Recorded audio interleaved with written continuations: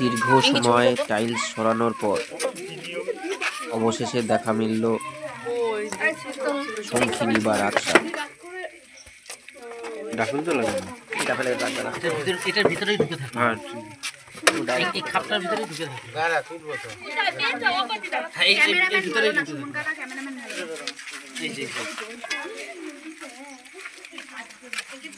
এইটা তো সেই আমার কাকার মনে হয় জামা কাপড়ের বাক্স। লাইট বন্ধ করুন, একটা লাইট রাখুন, বাকি লাইট বন্ধ করুন।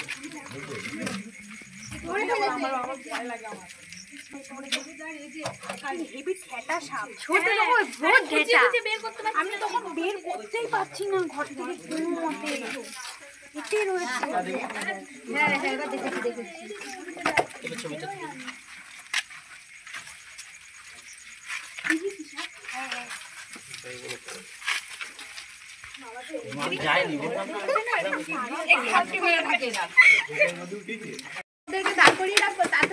এখানকার খবর অ্যাড্রেসটা কি?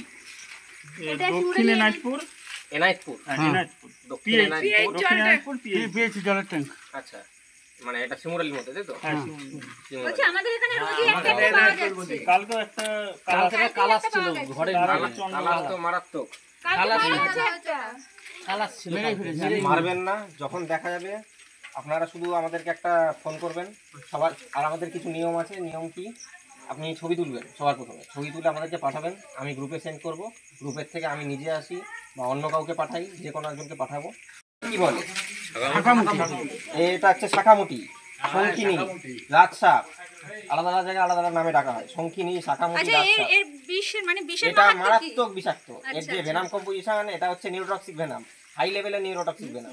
ঠিক আছে, কিন্তু আমি বলতে চাইছি যে আমাদের এখানে যখন এই জিনিস পাওয়া যাচ্ছে তো বড়ও আছে, তা এটা কি কিছু ভাবে তোমরা খুঁজে বের করতে পারবে? মানে আমাদের তো প্রাণের ভয় আছে। খুঁজে সাপ বের করা যাবে না। আর এই সাপটা কি করে, আপনাদের এখানে যে গোখরো, কালাচ, কেউটে, মানে যত রকম বিষাক্ত সাপ আছে মোটামুটি সবই আছে। ও এই সাপটা হচ্ছে এই বিষাক্ত এই সাপ তুই পাস খেয়ে না? এলাকা ঠিক রাখে। ঠিক আছে, এলাকার পরিবেশ নিয়ন্ত্রণ করে। এর খাবারই কিন্তু অন্য বিষাক্ত সাপ, এ কিন্তু অন্য কিছু খায় না। অন্য সাপে কি হয়, ইঁদুর, ব্যাঙ ফ্যাং অন্য কিছু খায়। এই সাপটার খাবারই হচ্ছে, মূল হচ্ছে অন্য বিষাক্ত সাপ। এইখানে চন্দ্রগোড়া আছে আমাদের। প্রচুর আপনাদের পরিমাণ। এখান থেকে আগেও খবর এসেছে, আগেও এসেছি আমি। কালকে কালাচ এখানে মেরেছে। মোটামুটি আপনাদের এখানে সব রকমই আছে। কালাচ মেরেছে, এই যে কালাচ। কখনো সাপ মারবেন না।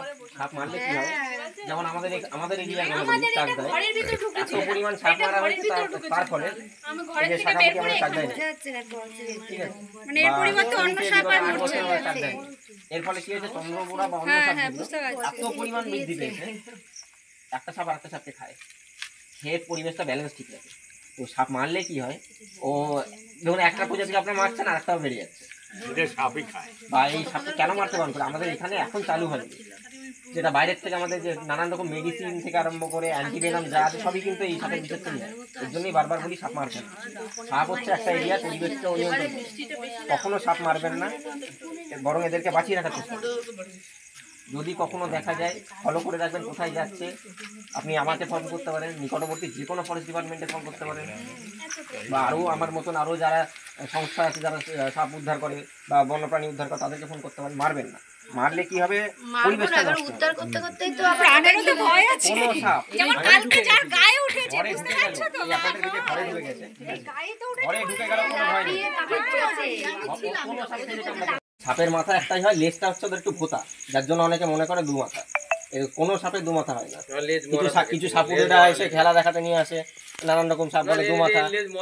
দু মাথা বলে কোনো সাপ হয় না, সাপের একটাই মাথা হয়। কোনো কোনো সাপের লেজ ভোঁতা, যেগুলো যেমন হচ্ছে আমাদের তুতুর, যেগুলো হচ্ছে স্যান্ড বোয়া, লেজগুলো তো ভোঁতা, অনেকে মনে করে দুমুখো সাপ। হ্যাঁ হ্যাঁ, ওটাকে দুমুখ বলে দুমুখো, হ্যাঁ ওকে দুমুখো বলে চালানো হয়, কিন্তু দুমুখো কোনো সাপ হয় না। সাপের একটাই মুখ থাকে। এই যে সাপটা, শাখামুটি, রাজসাপ, শঙ্খিনী, আলাদা আলাদা জায়গায় আলাদা নামে ডাকা হয়। ইংলিশে হচ্ছে ব্যান্ডেড ক্রেট, সাইন্টিফিক নাম হচ্ছে বাঙ্গারাস ফ্যাসাইটাস। হ্যাঁ, এটা মারবেন না। যদি দেখা যায় আপনি কল করবেন। মারাত্মক নিউরোটক্সিক ভেনাম, মারবেন না, মারবেন না। এটা কালাচ, হ্যাঁ কালাচ মারাত্মক ছিল। কালাচ তো মারাত্মক। কাল তোদের ঘরে ছিল। আবার দেখা যায়